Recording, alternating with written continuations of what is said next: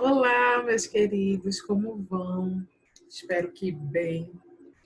Estamos aqui para mais uma aula gravada e venho mais uma vez ressaltar o quão legal é isso, né? Porque agora vocês vão poder voltar, adiantar, e aí vocês vão poder estudar, ouvir-me falar quantas vezes for preciso para vocês. Mas se ainda assim persistirem as dúvidas, me procurem, que eu estou aqui para ajudá-los, certo? Eu sei que às vezes eu demoro para dar uma resposta, mas eu respondo. Esperem que eu respondo, viu? Estou morrendo de saudades. Mais uma vez, tenho que falar isso. Vocês não sabem o quanto está fazendo falta essas aulas presenciais para mim. Muito bom, né? A gente está sempre junto, a gente poder ver vocês de perto, a gente poder esclarecer as dúvidas que vocês têm no momento certo, mas fé em Deus que isso vai passar logo, né? Hoje a gente vai estudar um pouquinho sobre a previsão do tempo. É muito legal a gente se programar para ir para uma praia, passar um final de semana maravilhoso e quando a gente planeja tudo e dá tudo certo, não é? Mas e quando dá errado? O que fazer para minimizar esse erro? Eu acho que todo mundo aqui já assistiu um noticiário alguma vez na vida, né? E aí tem uma hora que é a hora da previsão do tempo. E aí vem o repórter do tempo com aquele mapinha do Brasil dizendo onde é que vai chover, onde é que vai fazer sol, né? E Pernambuco acontece direto, né? A gente vê no noticiário específico para nosso estado. E aí, às vezes, fazem a previsão que vai chover o final de semana inteiro. Aí você desprograma tudo. Tudo que estava programado, aquele passeio em família legal, você vai e cancela. E aí, quando chega no sábado, quando você abre a janela da sua casa ao acordar, como é que tá o tempo? Sol quente, minha gente. E aí, como é que faz? Ou acontece o oposto. Tudo programado, a previsão do tempo diz que vai fazer sol e aí chove. E aí? É claro que previsão do tempo erra, mas a maioria das vezes acerta. E aí a gente vai saber um pouquinho como é que eles fazem isso, né? Como é que essa previsão é feita para que tudo ocorra fluentemente, né? Eles contam com a ajuda de aparelhos, como a gente vai ver, e também com a percepção do ambiente.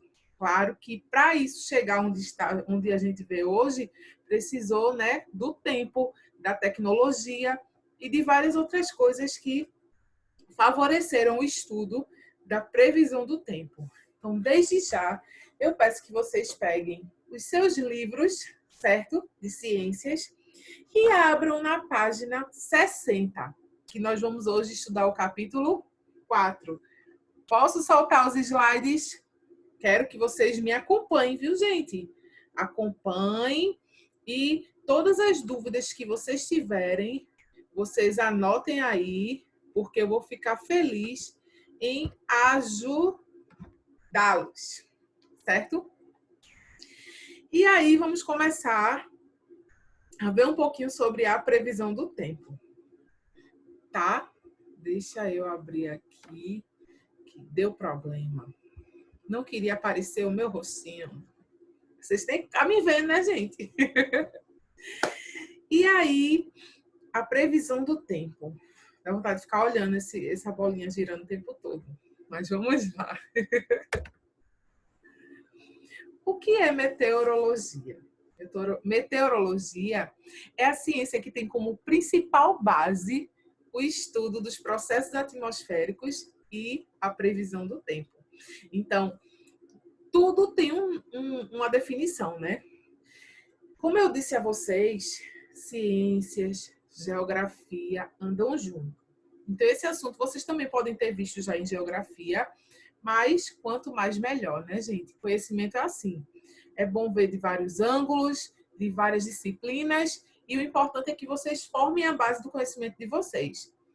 E aí, a ciência que estuda os processos atmosféricos.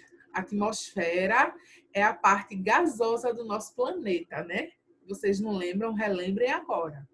E aí, eles começam a avaliar essa atmosfera para poder prever o tempo. O principal é saber se vai chover ou se vai fazer sol. Mas também a gente pode prever tempestades, como a gente viu nas aulas anteriores. Pode-se prever furacão chegando, pode-se prever diversos fenômenos da natureza, né? E isso tudo com a ajuda de aparelhos que facilitam esses estudos, essas análises, certo? E hoje a gente vai ver um pouquinho de meteorologia, certo?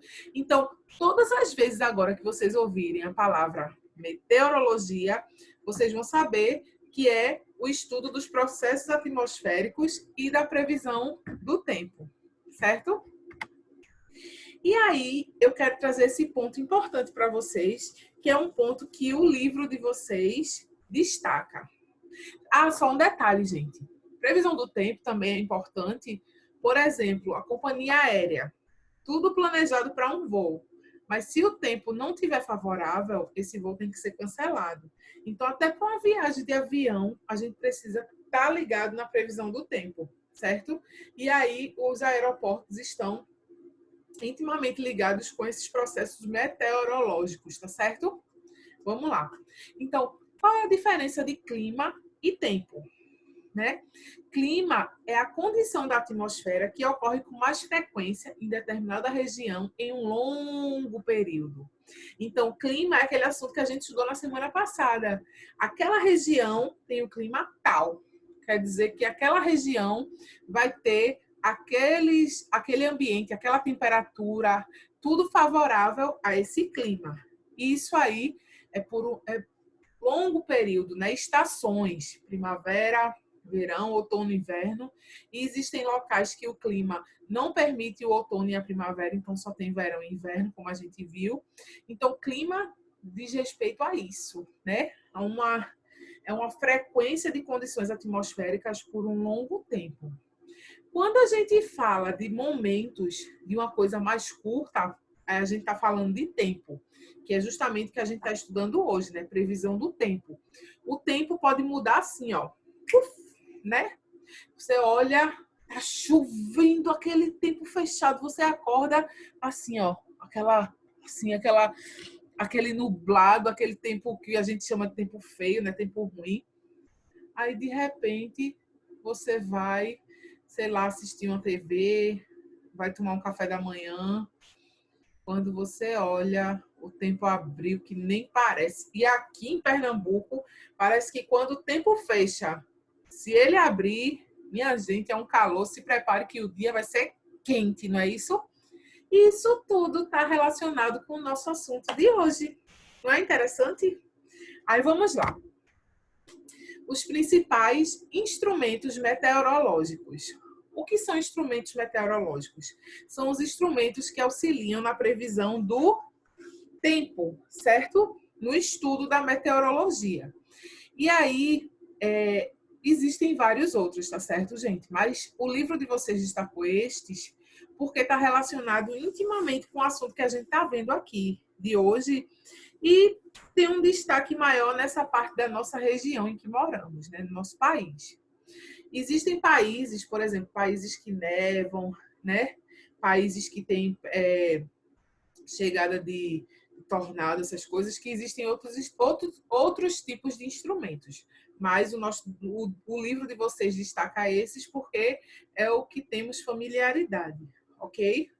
Então, termômetro, barômetro, pluviômetro, higrômetro, balão meteorológico, biruta e anemômetro. A gente vai ver esse quadrinho aqui, mas a gente vai ver ainda alguns desses destacados no que a gente vai ver aqui nos slides à frente, tá certo? Deixo vocês avisados, porque é sempre bom vocês ficarem ligados, né? Então, termômetro mede a temperatura ambiental. Então, muitos locais perto da orla marítima, perto do mar ali, beira-mar. Aqui mesmo tem, não sei se vocês sabem, mas ali próximo ao Corpo dos Bombeiros, ali, o Hospital da Aeronáutica, tem um termômetro. Se você passar lá, prestar atenção, você vai ver, né? uma placa bem grande dizendo a temperatura do ambiente, certo? É um termômetro digital. Agora, existem vários tipos de termômetro. Quando a gente está com febre, a mãe da gente pega, né, coloca aquele termômetro embaixo do braço para medir a nossa temperatura. O ambiente também tem termômetro que vai dizer a temperatura que está. Aí existe a temperatura e existe a sensação térmica. Temperatura é o que o ambiente está, né? A temperatura do ambiente, mede a temperatura do ambiente, o termômetro. E a sensação térmica é aquela sensação que a gente tá. Às vezes o tempo está medindo, o termômetro está medindo 28 graus, só que com sensação térmica de 32 graus. Ou seja, o tempo do ambiente está abaixo do que a gente está sentindo, né? Do calor que a gente está sentindo. Mas isso não vem ao caso agora. Só foi um detalhezinho que eu quis que vocês tivessem essa informação. Barômetro mede a pressão atmosférica. A gente vai ver o que é pressão atmosférica mais na frente, tá certo? Pluviômetro mede a quantidade de água da chuva que caiu. Então, também eu acho que vocês já viram o noticiário dizendo choveu em um dia, em 24 horas, choveu pelo mês inteiro. Como é que eles medem isso? Como é que eles sabem? Eles têm todo um processo, eles têm uma tabela que tem tudo bonitinho, a quantidade de chuva por mês, e aí chega um dia, muda tudo, e aí esse pluviômetro vai medir a quantidade de chuva que caiu nesse dia, tá certo? Higrômetro mede a umidade do ar, também existe ar úmido e existe ar seco, né? A gente vai ver também mais na frente. Existem locais no nosso país mesmo, tem locais mais secos e tem lugares mais secos e lugares com a umidade relativa do ar bem acima do nível, certo? Balão meteorológico é usado para o transporte de uma sonda que mede a pressão atmosférica e a umidade relativa do ar. Então, eles colocam essa sonda com os aparelhos certinhos e aí soltam essa sonda. E essa sonda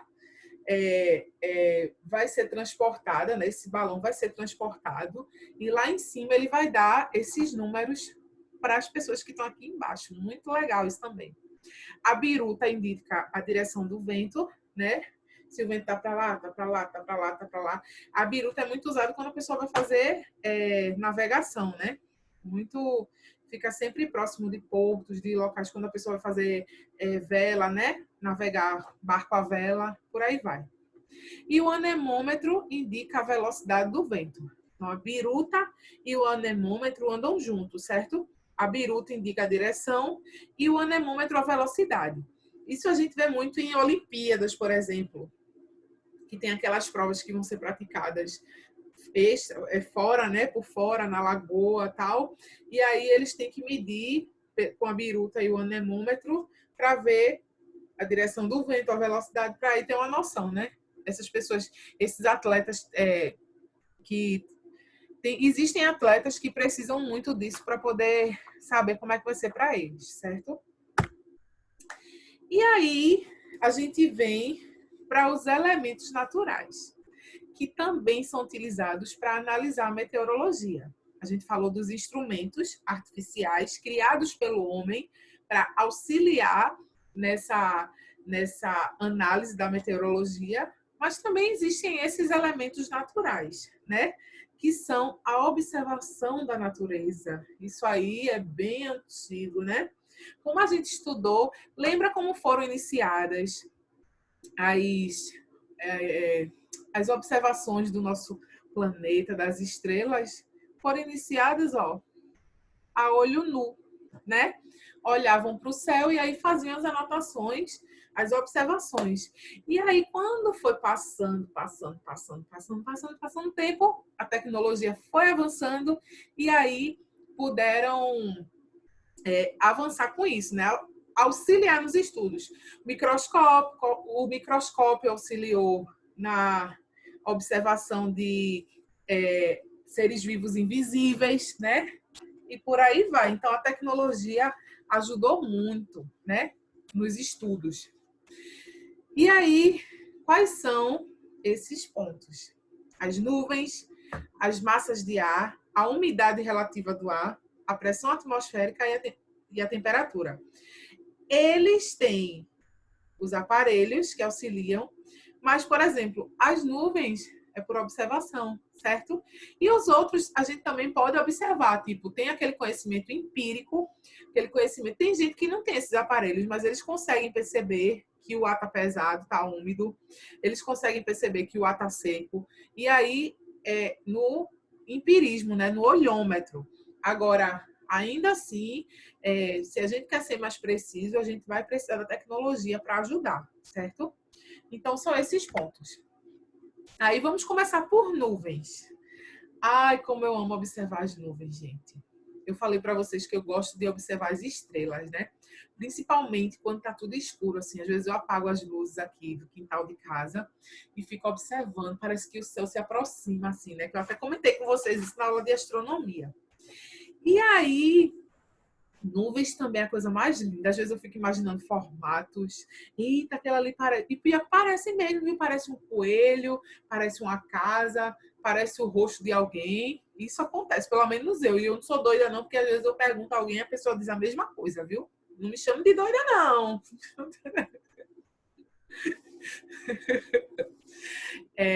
Mas, enfim, hoje a gente vai conhecer um pouquinho dos 4 principais tipos de nuvens. Existem mais tipos de nuvens, certo?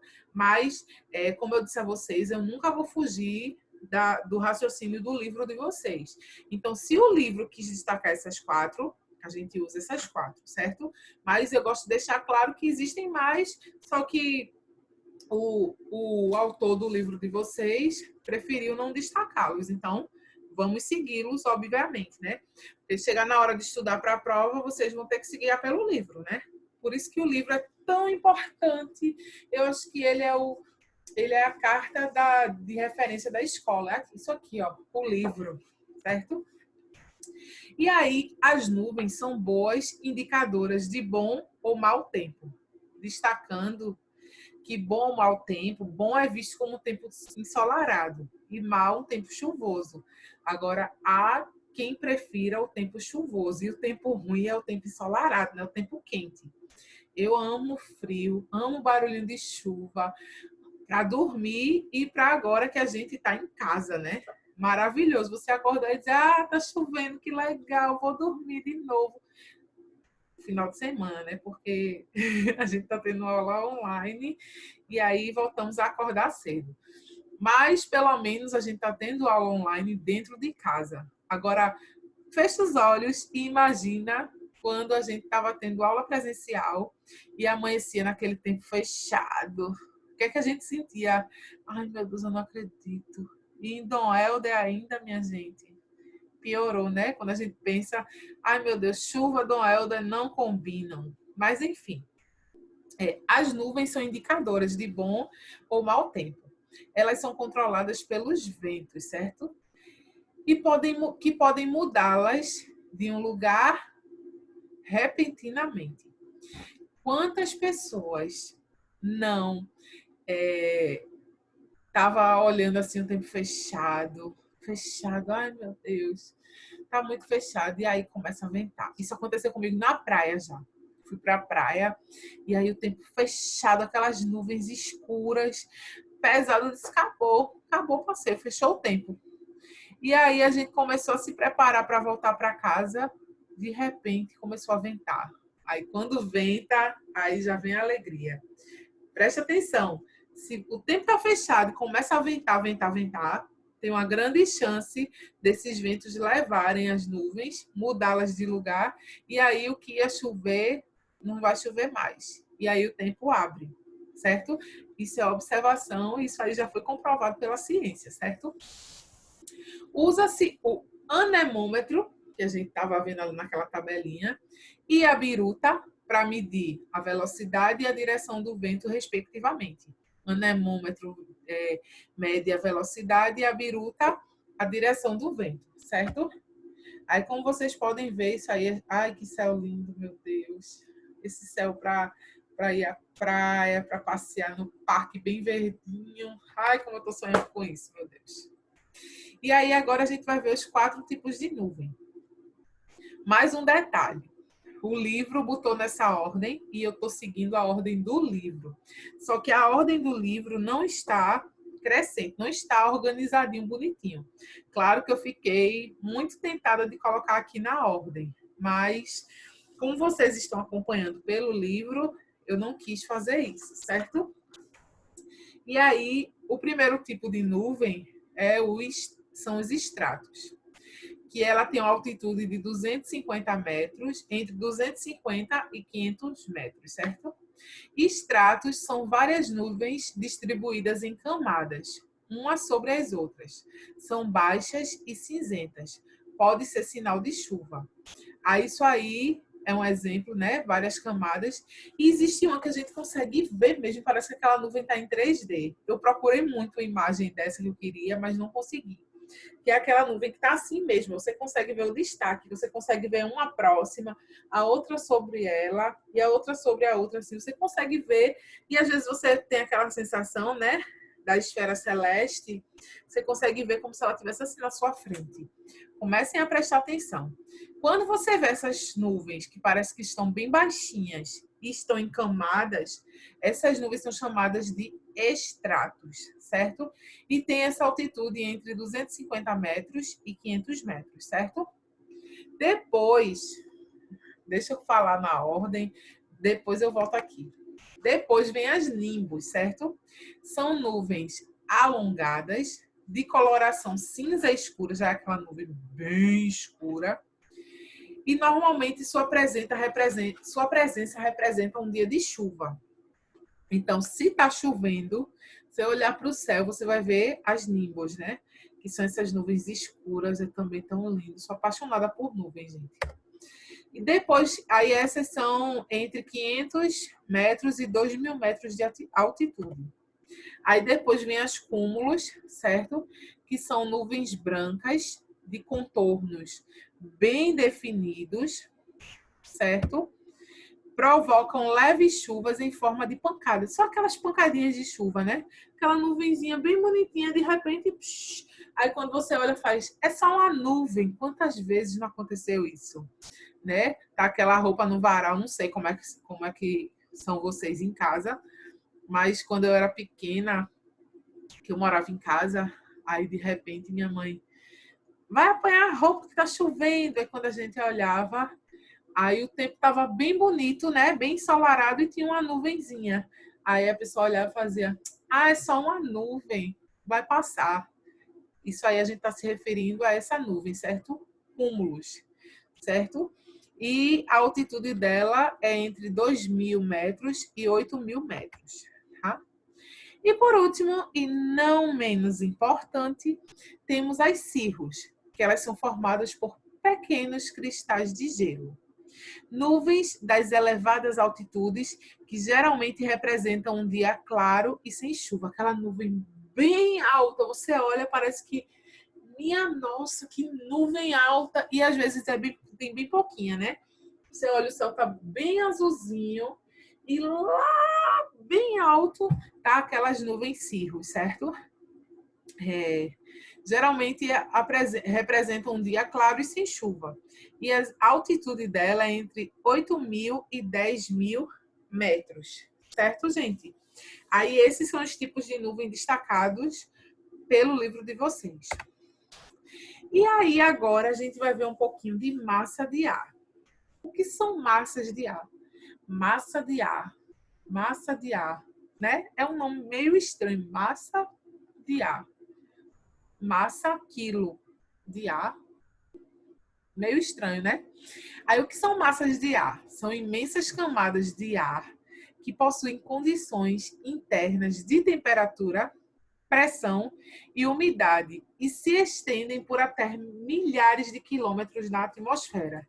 Então, é uma camada de ar, certo? Bem pesada mesmo, é massa mesmo, que tem condições. Vamos dizer assim, essa camada, ela possui características próprias, ela possui uma temperatura própria, ela possui uma pressão e uma umidade. E aí essa massa de ar pode se estender por milhares de quilômetros, certo? Pode pegar um país todo, pode pegar uma cidade toda, certo? vai depender muito do tamanho que ela está. E também para cima, viu, gente? Para frente e acima. E ela é formada na região de origem. Essa região de origem é que vai determinar suas características. Então, tem as que vêm dos polos para a região equatorial e tem a que vem da região equatorial para os polos, certo? Tem isso bem destacadinho e explicadinho no livro de vocês. Vamos usar um pouquinho do livro. Aqui, ó. Na página 65. Acompanha comigo, tá certo? Tá aí. Massas de ar. Correspondem a imensas camadas de ar que possuem condições internas de temperatura, pressão e umidade e se estendem por até milhares de quilômetros na atmosfera, que foi isso aí que eu coloquei. O local de formação dessas massas é chamado região de origem. E essa região de origem que irá determinar suas características, se elas são frias ou se elas são quentes. Então, as massas de ar frio são oriundas de regiões polares e seguem em direção ao Equador.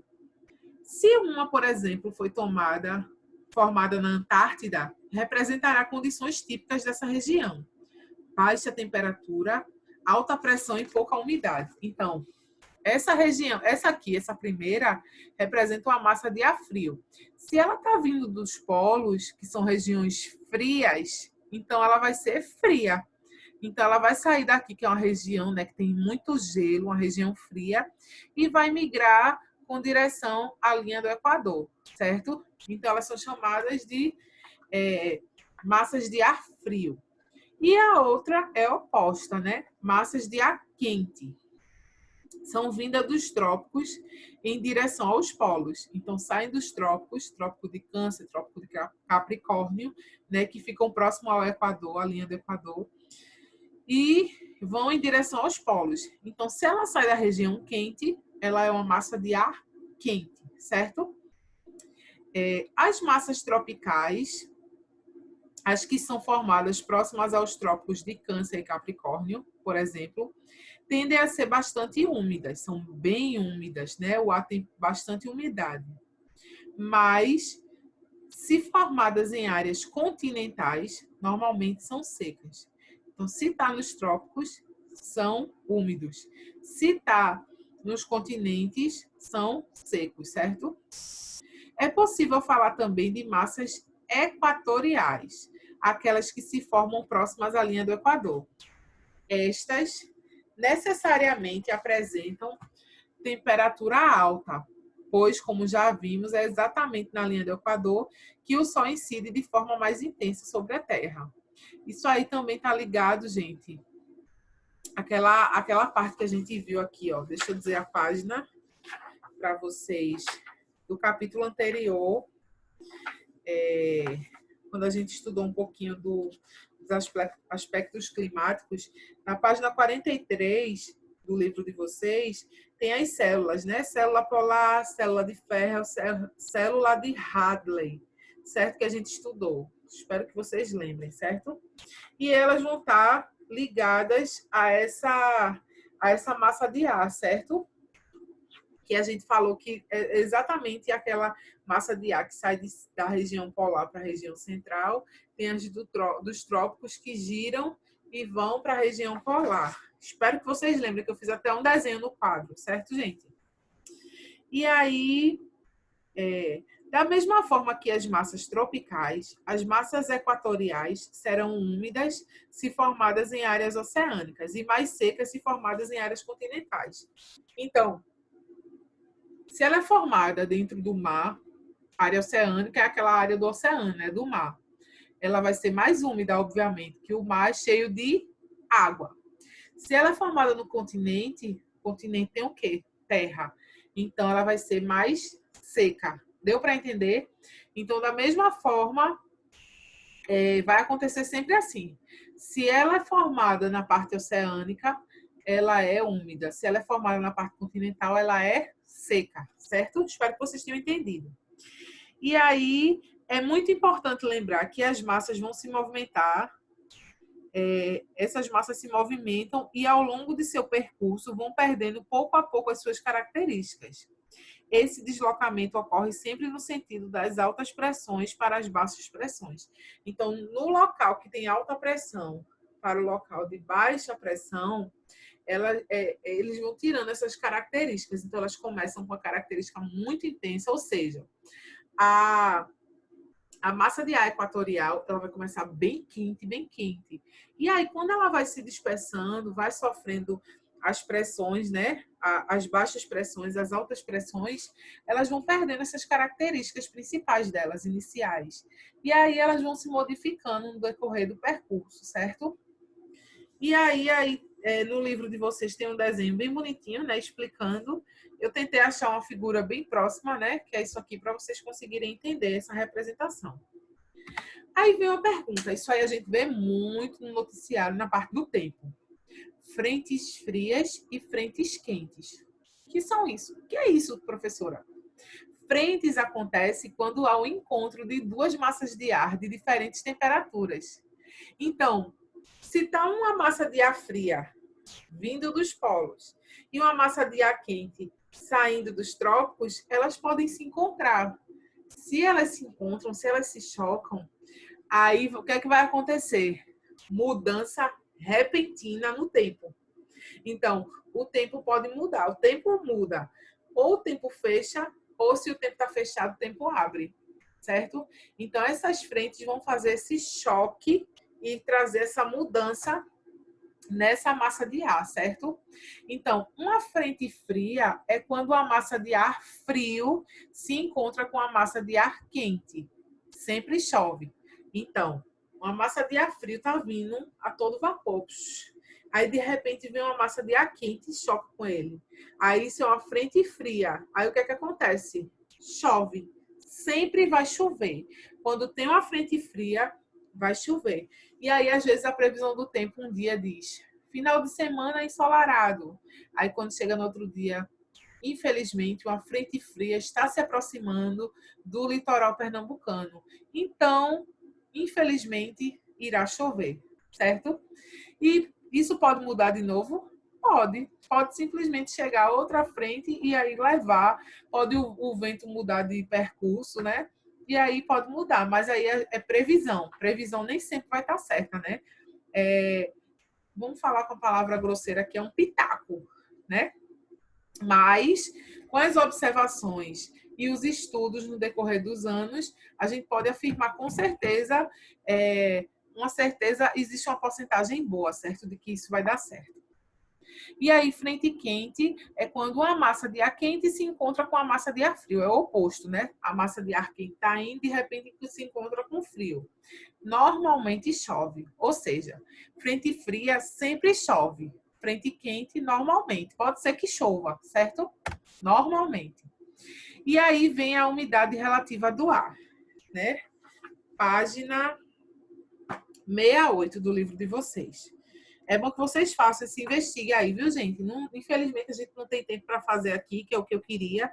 Se tivesse em sala de aula, eu iria trabalhar com vocês, mas como não estamos, vocês fazem.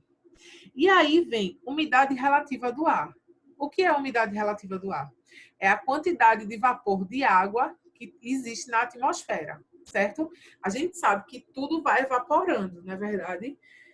Até a gente evapora, a gente bebe um copo d'água e começa a suar. Transpiração. Essa transpiração vai acontecer o quê? O suor vai evaporar. O xixi da gente evapora. O cocô da gente evapora. Tudo que tem água vai evaporar. E se evapora, vai para onde? Para a atmosfera, para poder formar as nuvens, para poder ela condensar e aí ocorre a precipitação. Né? A formação de nuvem está diretamente ligada à precipitação, à chuva. E aí, essa quantidade de vapor de água existente na atmosfera é que vai ser a umidade relativa do ar, certo? A partir dessa umidade relativa do ar, o meteorologista calculará se existe ou não possibilidade de chover. Então, se a umidade relativa do ar está baixa, obviamente a chance de chover é menor. Se está alto, nossa, está muito úmido o ar. Quer dizer que logo, logo vai se formar uma nuvem e aí vai precipitar, certo? E o aparelhinho que mede a umidade do ar é esse aqui, ó, o higrômetro, certo? E aí vem a pressão atmosférica. Eu estou correndo porque o tempo voa e uma aula, né, gente, no instante passa. E eu estou tentando dar um capítulo por aula, então eu estou tentando correr bem muito. O que é pressão atmosférica? É o peso que o ar exerce na superfície terrestre. O peso do ar. Então, você vai trazer uma pressão na atmosfera. Esta pressão muda no decorrer da altitude e da temperatura do ar. Então, se a temperatura está de um jeito, ela vai ser de um jeito. Se ela muda, a pressão atmosférica muda. E a altitude também, certo? Nas zonas onde a pressão do ar é baixa, há maior possibilidade de chuva, pois ocorre formação de nuvens. Então, se a pressão é alta, ela vai impedir a formação de nuvens, certo? Vai diminuir a chance de formação de nuvem. E se a pressão do ar é alta, há poucas nuvens, certo? O ar é seco. Ok, gente? Então, estou tentando dar uma carreirinha. É isso aí. E aí, o aparelhinho que mede essa pressão é esse aqui, certo? O barômetro. Aí tem mais atividades para vocês fazerem aí, página 69 e 70. Certo? E aí, por último, e não menos importante, vem a temperatura, que também está na página 69. A temperatura mede a agitação das temperaturas gasosas. Então, os gases que estão na atmosfera vão se agitar. Então, quanto maior a temperatura, mais os gases vão estar agitados. É assim que ocorre, por exemplo, quando a gente vai colocar uma água para ferver na chaleira. Tem aquelas chaleiras que apitam quando a água ferve. Então, por que ela apita? Porque as moléculas vão começar a se agitar, né? E vão se formar vai se formar o vapor, a água vai virar vapor. E aí esse vapor passa por esse bico da chaleira e aí faz aquele apitinho para dizer que ferveu. Ela vem expressa a temperatura aqui no nosso país, ela é expressa em graus Celsius, certo? Em outras regiões, nos Estados Unidos é grau Fahrenheit e na Europa grau Kelvin. Mas aqui no Brasil, que é o que a gente está destacando, é o grau Celsius. Né? Acho que todo mundo já viu esse nome, graus Celsius. E é medida pelo termômetro. Esse termômetro aí não é aquele termômetro que a gente coloca no braço quando está com febre, quando a mãe quer ver se a gente está com febre, né? Mas é um termômetro de ambiente, certo, gente? Vamos estudar, vamos se dedicar. Se tiverem dúvida, vocês podem colocar no corpo do e-mail, certo, gente? Peço desculpa pela demora para responder, mas, como vocês sabem, esse formato online para a gente, professor, está sendo muito desgastante. Tem muita demanda para a gente fazer, preparar esses slides, corrigir tarefa, preparar a aula, gravar vídeo. Então, está sendo muito corrido para a gente, professor. Então, eu peço desculpa, mas eu demoro. Quem recebeu minhas respostas já sabe, eu demoro, mas eu respondo, certo? E aí, você pode fazer uma pergunta no corpo do seu e-mail, ok, gente? Essas são as páginas. Coloquei lá no Educative já essas páginas, mas vocês podem anotar aí se quiserem. E, gente, saudades grandes. Espero que a gente possa se ver em breve. Ah, mas eu tenho uma notícia boa. Essa aula de ciências está acabando e vocês vão para outra aula com a Titi aqui, ó. E a aula vai ser ao vivo. Quero ver todos vocês, viu? Todos vocês presentes na aula, para a gente se ver à distância, mas a gente vai estar se vendo, né? Eu aqui estou dando aula para mim mesma, eu quero dar aula para vocês, vendo vocês, minha gente. Então, vamos lá, façam a tarefa e mandem para mim, tá certo? Beijinhos e até mais, meus amores. Até a próxima aula. Tchau.